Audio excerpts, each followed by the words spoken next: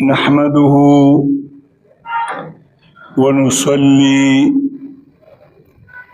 ونسلم على رسوله الكريم. أما بعد، فأعوذ بالله من الشيطان الرجيم. بسم الله الرحمن الرحيم.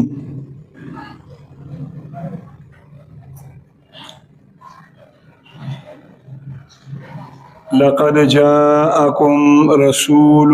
من أنفسكم عزيز عليه ما عنتم حريص عليكم بالمؤمنين رؤوف رحيم. وقال الله تبارك وتعالى: وما أرسلناك إلا رحمة للعالمين. سبحان ربك رب العزة عما يصفون، وسلام على المرسلين، والحمد لله رب العالمين.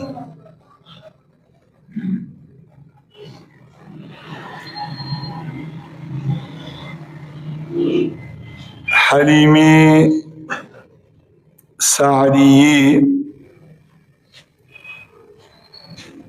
رضی اللہ تعالی عنہا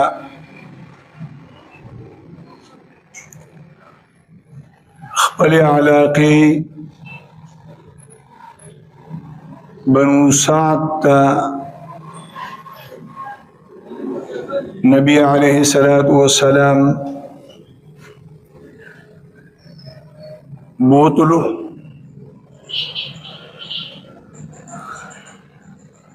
دو کالی اغیتا د خپلې سینې پی ورکړه.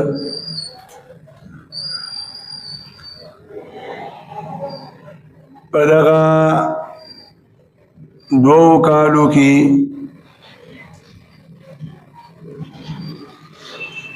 ډیر زیات برکات،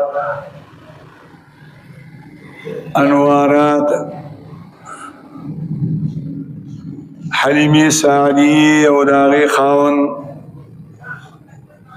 په خپلو سترګو ولیدل، مشاهده یې وکړله.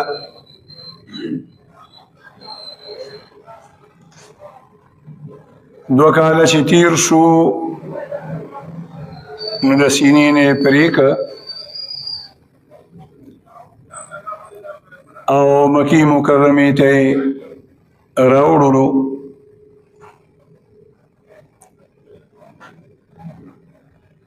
چې خپل امانت خپل سکه مور ته وسپاري.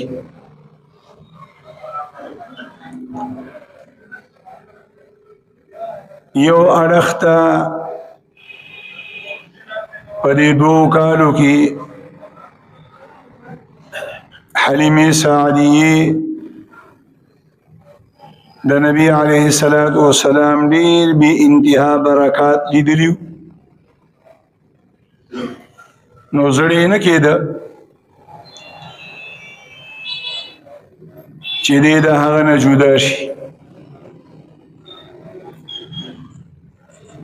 او بل اړخ ته په دغه زمانه کې په مکه مکرمه کې وبایی بیماری راغلی وه. زنانا نارینا واړه زاړه ترېنه متاثره وو. نو حلیمه سعدیه آمینې ته درخواست وکړه چې دا ماشوم بیا ماته راکړه. مور یې دا خیال وکړه دی وخت کې مکه مکرمه کې وبا ده، هسې نه چې زما دا ماشوم پکې هم متاثره شي. او بل اړخ ته حلیمه سعدیه چې دا یو محسنه وه، رضاعي مور یې وه، هغې هم ډېر زیات اصرار وکړه نو په دې وجه دوباره بیا حلیمې ته وسپارلو د ځان سره یې بوتللو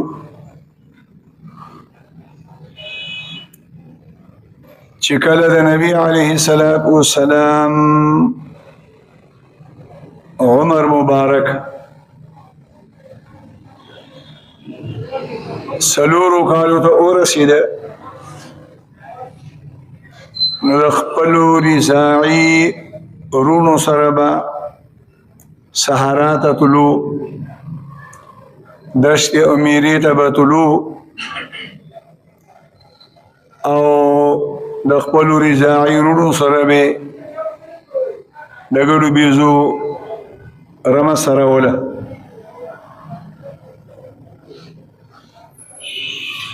دغه سلسله جاري وه چې یو ورځ دوه کسان راغلل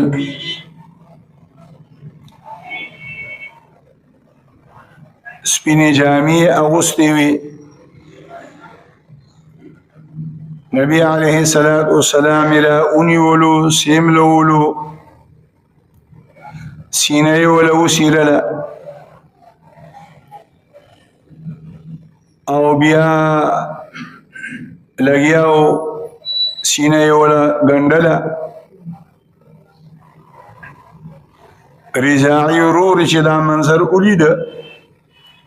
ویرېده مرعوب شه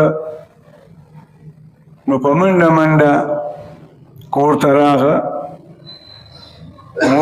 مور پلار ته وایي چې زمونږ د قریشي ورور سره خو داسې معامله وشوه حلیمه هم ډېره زیاته مرعوبه شوه خوفزده شوه ویرېده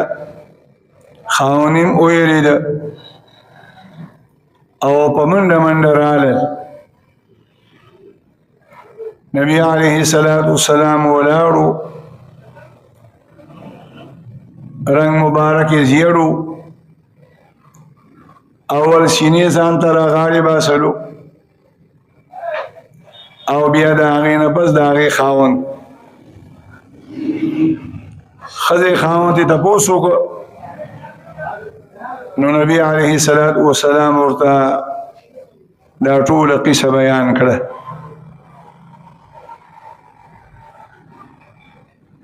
د دې واقعین بعد د حلیمې او د خاوند سره دا یره پیدا شوه اسینه دا ماشوم رانه ضایع شي امانت کې خیانت ونه شي نو مشوره یې وکړله او بیا نبی علیه السلام د څلورو کالو په عمر کې د بنو سعد د علاقې نه مکې مکرمې ته راوستو او خپلې مور ته یې حواله کړه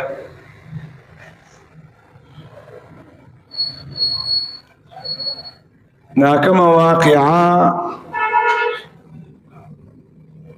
چې شوې ده نو د شریعت پرنا کې او د احادیث پرنا کې د دې واقعي نوم دی شق صدر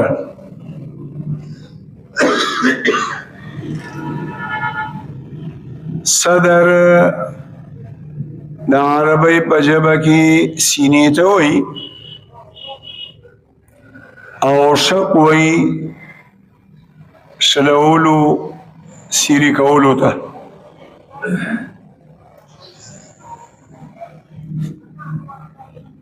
په صحیح روایاتو سره دا خبره ثابته ده چې د نبی علیه السلام په ژوند او په زندګۍ کې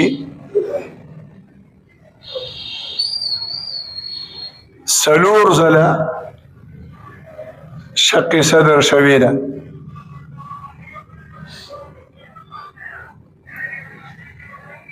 دو ځله د نبوت نه وړاندې یو ځل د نبوت د میلاویدو په وخت کې او څلورم ځل د بخاري او د مسلم شریف په صحیح روایت سره ثابته ده چې معراج ته د طلوع په وخت کې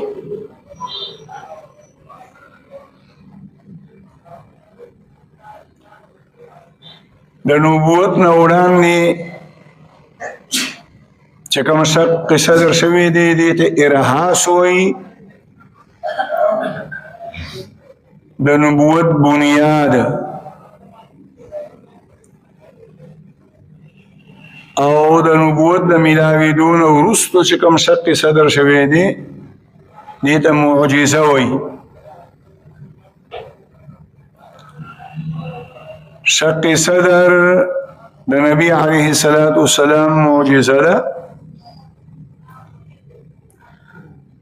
او د نبی علیه السلام په خصوصي معجزاتو کې شمار ده دغسې معجزه د نبی علیه السلام نه علاوه الله پاک نور انبیاء ته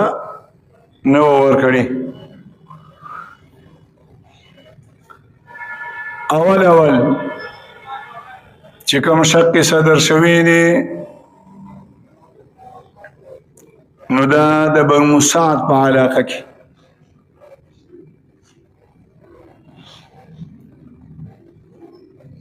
او دا په ځنګل کې میره کې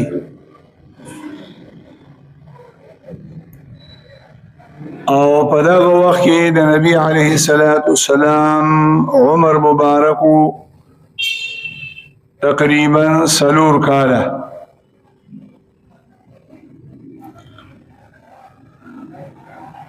شق صدر ولا فرشتو کړي دي او فرشتي دوی یو جبريل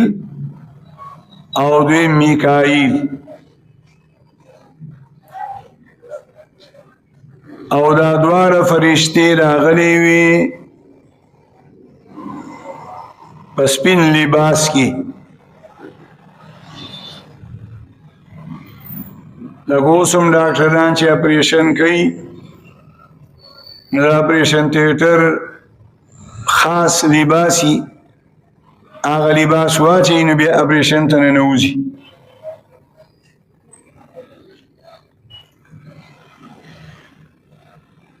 اولی د نبی علیه السلام سینه اوسیرله او زړه مبارک یې راوښکلو بیا یې وله زړه مبارک په دې منځ اوسیرلو او د ټینګې وینې یو 2 څاڅکي هغه یې ترې راوښکل او بهر یې لړه کړه او دا الفاظ او دا جمله یې وي چې دا 2 څاڅکي دا شیطان حصه ده علماء محدثین دا معنی ذکر کوي چې شیطان چې انسان بیلاره کوي او گمراه کوي د زړه په ذریعې سره ځکه زړه مرکز دی انجن دی او بیا د هر انسان په زړه کې یو ماده پرته ده د وینې د څاڅکو په شکل کې د دې په ذریعې سره شیطان انسان گمراه کوي او بیلاره کوي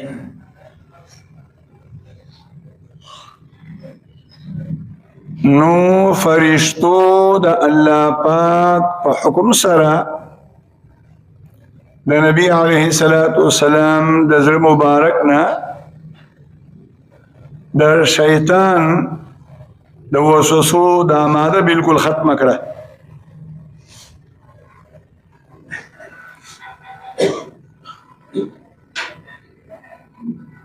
د سرو زرو د جنت د سرو زرو خانق ورسره او د یخو اوبو نه ډکو زړې شکل اوسېرلو او د وینې څاڅکي ته لرې کړه، نو بیا یې په دغه یخو اوبو کې زړه ووینځلو او بیا یې وله زړه یوسې که په خپل ځای کې فټ کړلو او بیا یې وله سینه مبارکه وګنډله. صحابه کرامو به د نبی علیه الصلاة والسلام د ژوند د اخره پورې د ستنې د ګنډلو هغه داغونه په خپلو سترګو باندې لیدل.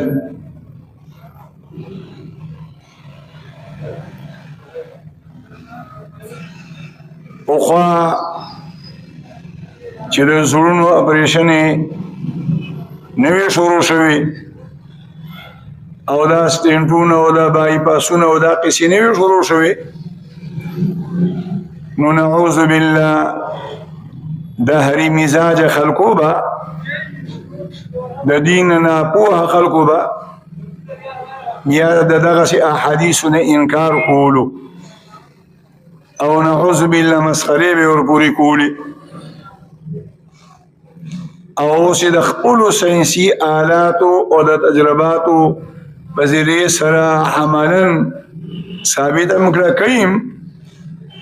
نو اوس ورباندې یقین راغله، لیکن ایمان دې ته نه وایي چې ته په خپله یو شی ووینې منې به. ایمان دې ته وایي چې الله او د الله رسول ووایي، ستا او زما عقل مني او که نه مني، موږ به ایمان او یقین راوړو.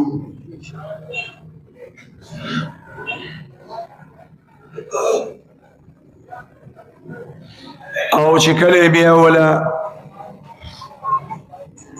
سینه مبارکه وګنډله، بیا یې د شا د اړخه د زړه په محاذات کې بالکل فرشتو ورباندې د نبوت مهر ولګولو. د نبی علیه الصلاة والسلام په ملا مبارکه باندې د رسالت او د نبوت د حقانیت دا مهر، دا هم د الله د پیغمبر خصوصي معجزه ده. بعضی روایاتو کې راځي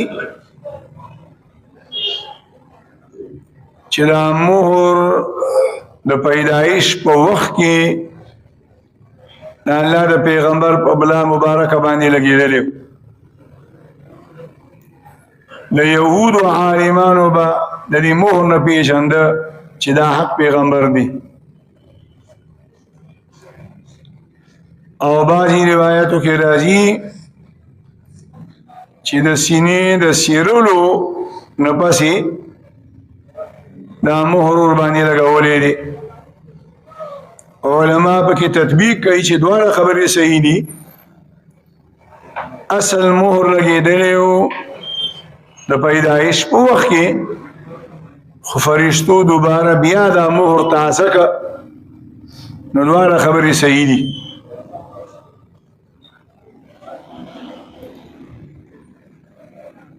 دویم ځل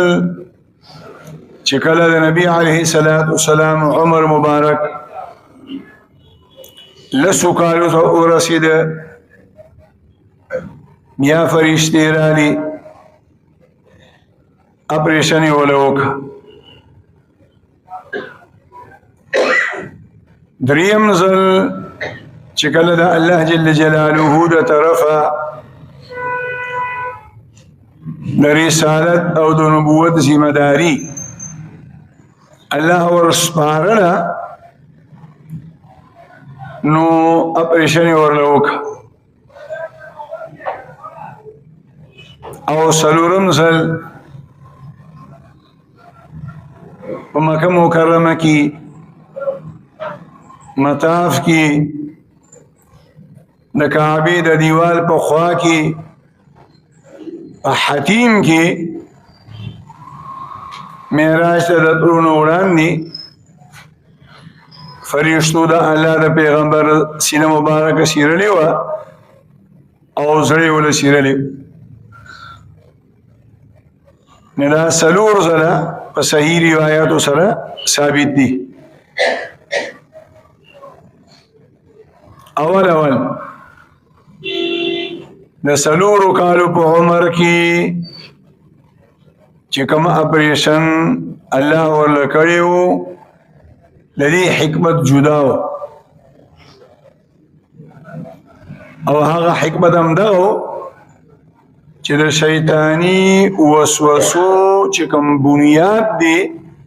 د انسان په زړه کې دا بالکل ختم شي.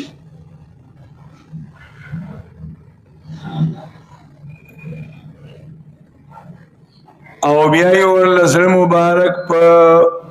اوبو وینځلو د دې دپاره چې د دې وینې د څاڅکو کم باقي اثرات دي هغه اثرات ختم شي او زه بالکل صفا سوتره شي.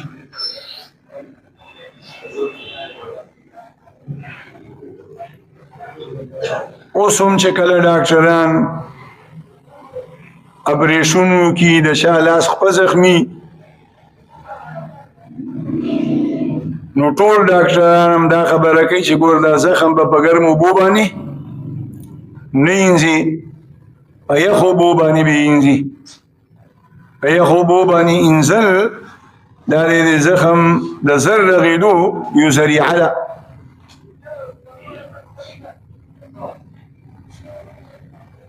نو ځکه علماء کرام لیکي چې نبی علیه السلام د الله پیغمبر هم دی او د ټولې دنیا د ساینسدانانو ساینس چې راجمع کړي نه هغه د الله د پیغمبر هغه علم ته نه رسي. کومه مسله هم د ساینس نه وي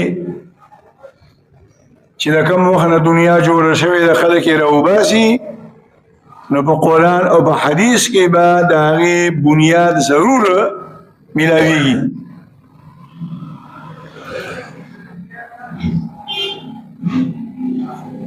او په یخو اوبو د وینځلو یو حکمت علما دا ذکر کوي چې یو طاعت دی نیکی او بل معصیت دی گناه. څومره کائنات چې الله پیدا کړي دي نو د هر چیز په فطرت کې بعضې څیزونه فطرتا الله پاک ګرم مزاج پیدا کړي دي او بعضې څیزونه الله پاک یخ مزاج پیدا کړي دي. که غذایي مواد دي که میوجات دي که نور څیزونه دي بعضو کې طبعا گرمایش پروت دی او بعضو کې طبعا یخوالی پروت دی. گرم مواد غذایي مواد استعمال چې د حد نه ووړي د بیماری ذریعه جوړیږي او یخ غذایي مواد چې د حد نه ووړي دا هم د بیماری ذریعه جوړیږي. او معتدل المزاج خوراکه چې یخم او یخوالی ګرموالی پکې برابري دا د انسان د صحت لپاره یو لویه ذریعه ده. نبی علیه السلام سره احادیث صحیحو کې راځي یو لاس کې ورسره بادرنګ او بل لاس مبارک ورسره کجوري وي یو دانه دو دانې به د کجوري خولې ته واچولې او بیا به بادرنګو مچک واغشت بادرنګ فطرتن یخ دی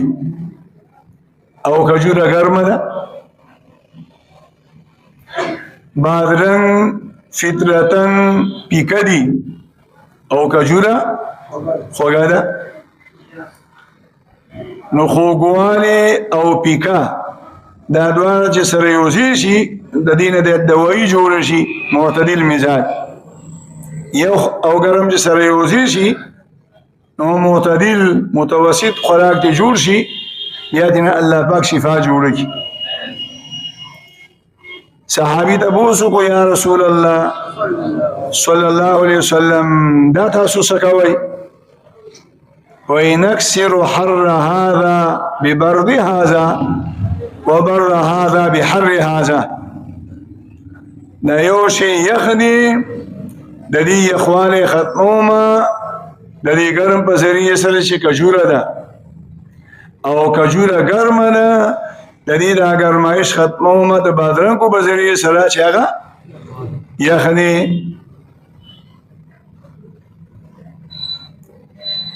علی رضی الله تعالی عنہ نا جوړ شویو او بیا الله پاک روح که او انسان چې نوې نوې د بیماری نه راپاسي نه هر شي ته زړه کیږي او د بیماری په حالت کې هر څه نه کرکه کیږي نو خوراک ورته مخې ته راوړلی شو نبی علیه الصلاة والسلام ورته فرمایل فإنك أنت ناقح ته اوس ایله را روغ شوې معده دې لا نرمه ده کلکه ده او دا خوراک سخت خوراک دی دا سخت خوراک ته لا مه کوه نو نبی علیه الصلاة والسلام د ټولې دنیا د ډاکټرانو نه لوی ډاکټر و د نن نه 1500 کاله وړاندې نبی علیه الصلاة والسلام فرمایلی دي چې د تمامو دوایانو او د علاجونو بنیان هغه پرهیز دی او موجوده زمانه کې د ټولې دنیا ډاکټرانو په دې خبره باندې روان دي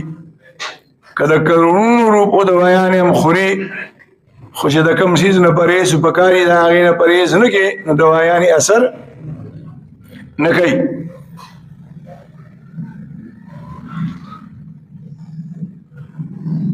د شوګر بیماران نو ته ډاکټران وایي ګرځئ راګرځئ بس یو علاج پرهیز دی او بل علاج ګرځېدل دي ورزش دی نبی علیه الصلاة والسلام ورزش کولو د مدینې منورې نه بهر لوړې علاقې وې هغې ته به ټولو منډې رامنډې به یې والي صحابه کرامو ته به ترغیب ورکولو او کله به عایشه صدیقه هم د ځان سره بوتله دواړو به شریکه منډه واله مقابله به یې کوله اوس خو که چا کور والا د ځان سره بوتله منډې ده نو ټوله دنیا به بیا ورباندې لعنتونه وایي چې نعوذ بالله دا داسې داسې دي یو ورځ عایشه صدیقه په منډه کې ترې مخکې شوه او د الله پیغمبر وروستو شو څه موده بس بیا یې منډه والو د الله پیغمبر ترې مخکې شوه او عایشه صدیقه وروستو باندې شوه وایي عایشې دا دې د هغه تېرې ګټې بدل شو مخکې رانه ته مخکې شو خو زه درنه مخکې شوم نو دا چل کله ناکله کوئ خیر دی نو غرض دا چې د هر څیز علاج نبی علیه الصلاة والسلام امت ته ښودلی دي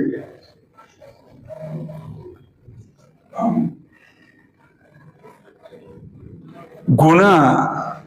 فطرتاً الله پاک ګرمه پیدا کړې ده د ګناه فطرت کې الله پاک ګرمواله اخیری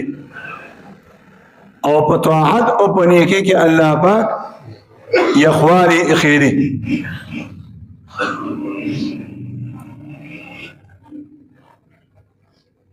ځکه حدیث کې راځي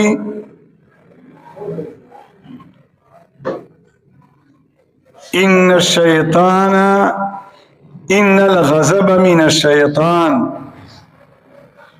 غصه دې بنیاد شیطان دی وان الشیطان خلق من النار او شیطان الله پاک پیدا کړی د اور نه دی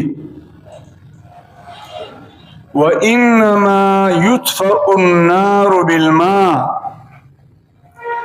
او اور شکل اولگی نو وجل کیږي په اوبو سره نو د دې د وجه نه د الله پیغمبر فرمایي فاذا غضب احدكم فليتوضا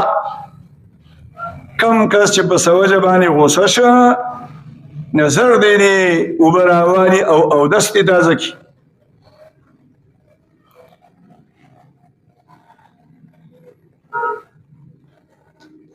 او بل حدیث کې راځي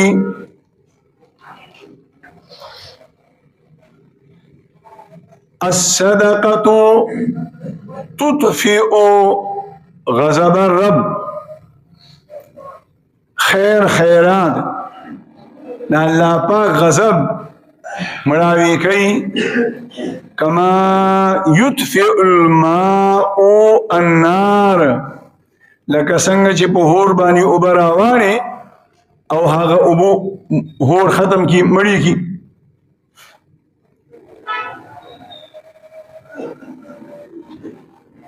په اور کې الله پاک دو صفته خېدي یو ګرمایش او بل اوشتواله اور فطرت کې الله ناشي خېدي یو خبره وشدي نو نبی علیه الصلاۃ والسلام د دوانو علاج خود لري حدیث کې راځي اذا غضب احدكم وهو قائم پتاسو کې کم کس ولار دی او په ولار باندې دی پس خبره غوسه شه نو فليجلس کی دینی فإن ذهب عنه الغضب کپناست غوسه لاړه خو ډیره خدا وإلا فليستجع بیا دې په خاورو کې ډډه ولګي سر ملي نه الته کې د اور په مزاج کې ګرمایش پروت دی نو د الله پیغمبر فرمایي چې غوسه شي نه او دست تازه کا او بل اړخ د اور په مزاج کې اوچتوالی پروت دی د الله پیغمبر وایي په ځمکه کښېنه یا په ځمکه باندې سملا بیا به په غوسه کې ډېر ټوپونه نه وهي ځکه چې په ځمکه سملاس دی نو که څه ناسه شعور هم درکي و ستا مخې ته به دا راشي چې خو هم د دې خاورې نه پیدا او خوره بسي او د هغې ټوپونو وال بسي د هغې بړایي او کبرایي بسي نو د دې د وجې نه علماء کرام لیکي چې فرشتو د الله د پیغمبر زړه مبارکه په یخو اوبو باندې وینځلو اولې د ګناه هغه ماده لرې کړه بیا د هغې اثرات د دوباره وینځل او بیا د هغې هغه بالکل آخري جراثیم د ختمولو دپاره په یخو اوبو باندې وینځلو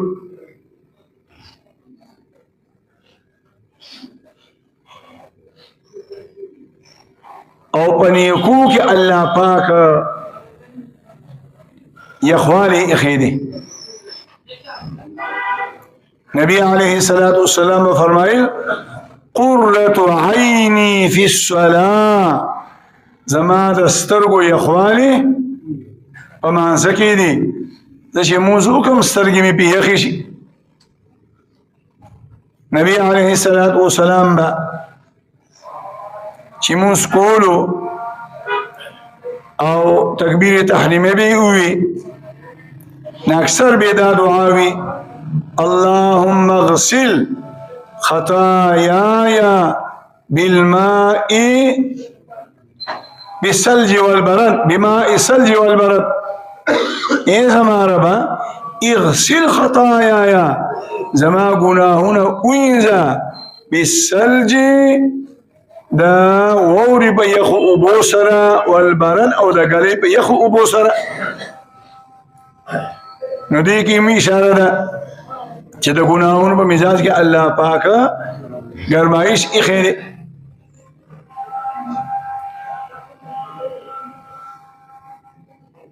د لسو کالو په عمر کې فرشتو د نبی علیه الصلاة والسلام د زړه چې کوم اپریشن کړی و د هغې حکمت هغه دا دی چې د هر انسان په خټه کې په وینه کې په فطرت کې الله پاک د لوبو ماده ایښې ده.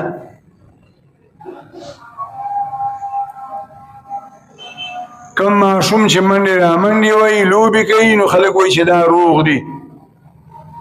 او چې کم ماشوم په ځای ناست دي نو خلک وایي دا ناروغه دي. روغ ماشوم هغه په ځای نشي کېناستلی. نو په دویم ځل باندې چې کله د الله د پیغمبر مبارک لسو کالو ته ورسېده او د منډو را منډو شو او د لوبو شو، نو بیا الله پاک فرشتې را ولېږلې د نبی علیه الصلاة والسلام د زړه اپریشن یې وکړلو او د لهو لعب چې کومه ماده وه هغې ترې نه لرې کړه. الله جل مجلوه دې په دې خبرو باندې ماته او تاسو ټولو ته د پوهې او د عمل توفیق را نصیب کړي. د نبی علیه الصلاة والسلام د سیرت پرنا کې دی الله پاک مونږ تاسو ته ژوند تېرول آسان کړي. ربنا تقبل منا انك انت السميع العليم وتب علينا انك انت التواب الرحيم.